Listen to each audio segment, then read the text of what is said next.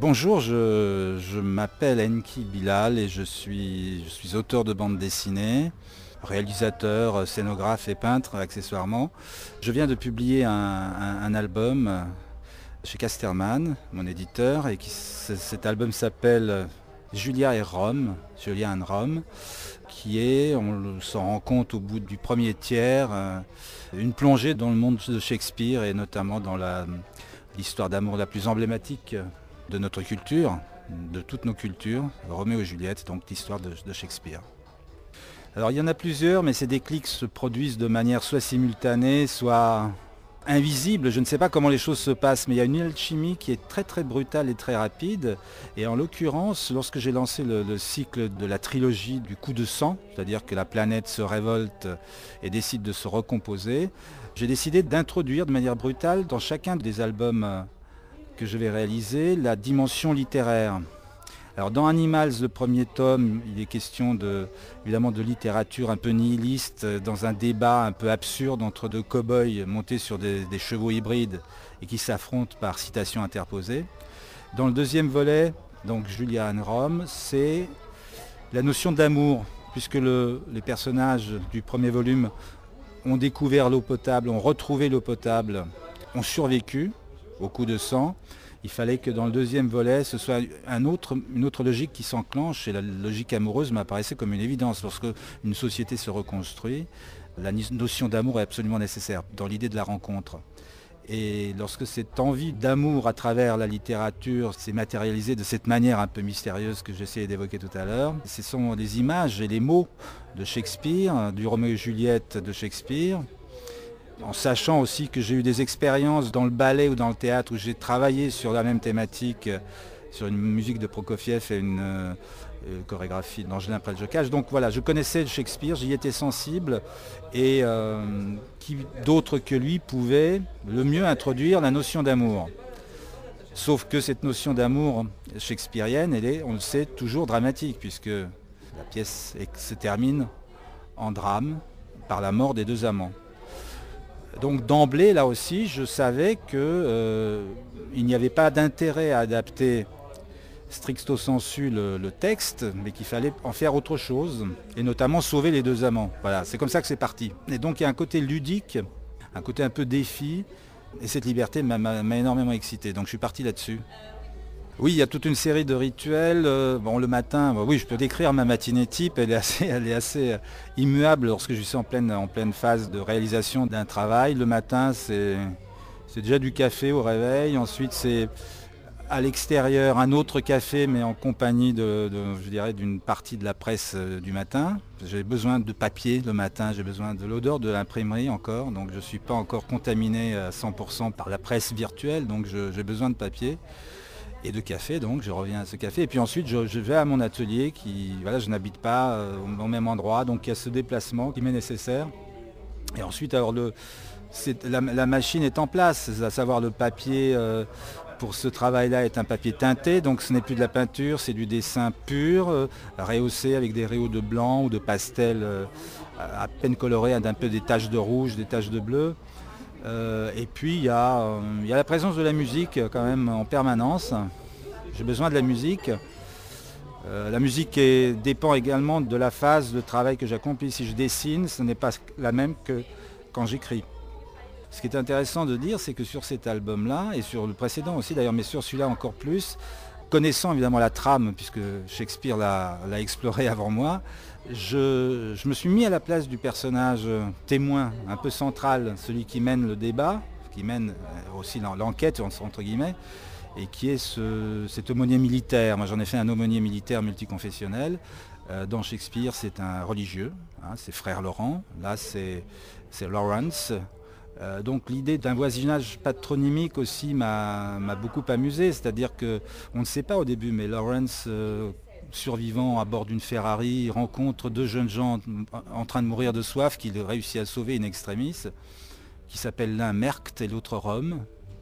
Donc pour l'instant personne ne se rend compte de rien, et puis petit à petit, lorsqu'apparaît Tib, lorsqu'apparaît Julia, tout d'un coup le personnage de cet aumônier se dit qu'il lui, je pense, a une certaine culture, une certaine mémoire, parce que les jeunes, eux, ne connaissent sans doute pas le Roméo et Juliette de Shakespeare. Donc lui, il se dit, mais c'est quand même étrange cette coïncidence patronymique, c'est bizarre, ça m'inquiète un peu, qu'est-ce qui se passe?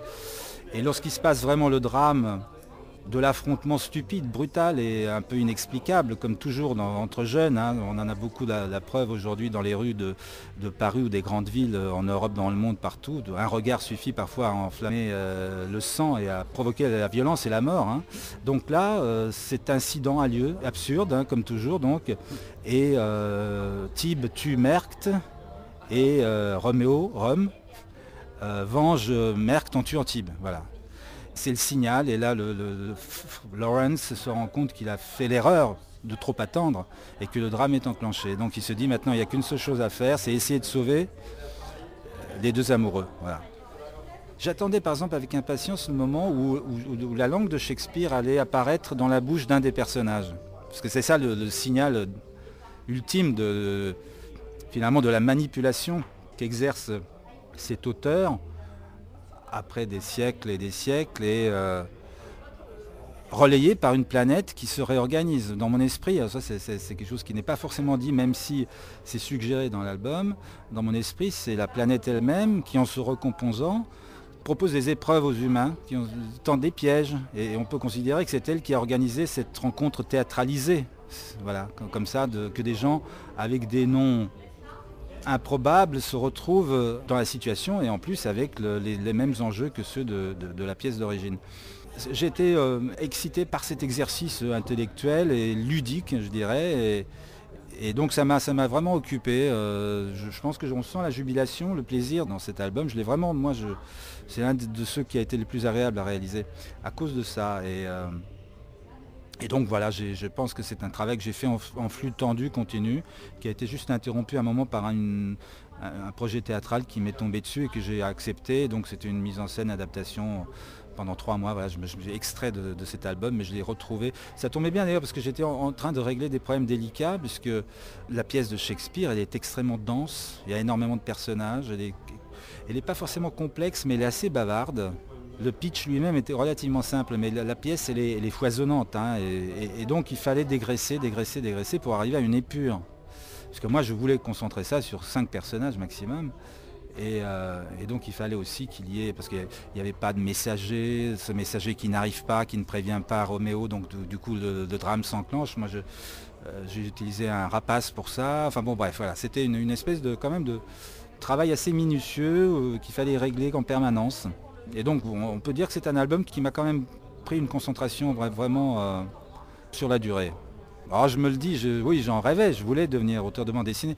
Parce que bon, je l'ai un peu senti, découverte la bande dessinée à Belgrade quand j'étais gamin. Mais c'est surtout en arrivant en France à l'âge de 10 ans et en apprenant le français assez rapidement à l'école. Mais aussi je pense un peu grâce à la bande dessinée. Puisque j'ai découvert assez rapidement Tintin, Pilote et Spirou.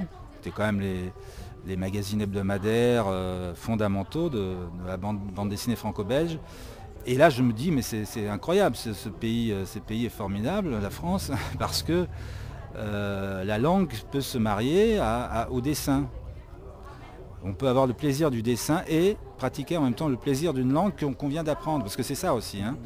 Je pense que c'est une chance d'apprendre une langue en arrivant à l'âge de 10 ans ou 8 ans ou 12 ans même. C'est une chance que n'ont pas ceux qui naissent avec leur propre langue.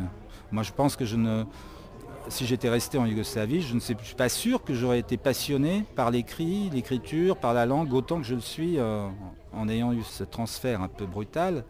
Tout naturellement, passion du dessin et nouvelle découverte de la langue, je me rends compte que ça produit des histoires, quelque chose qui me fait rêver, qui toutes les semaines me fait rêver. Je deviens accro à la bande dessinée franco-belge. Voilà. Alors voilà, donc j'espère vous avoir donné un peu envie de partager cette manipulation, parce qu'en fait c'est une manipulation. Voilà, les personnages sont manipulés, mais je souhaite que le lecteur le soit aussi.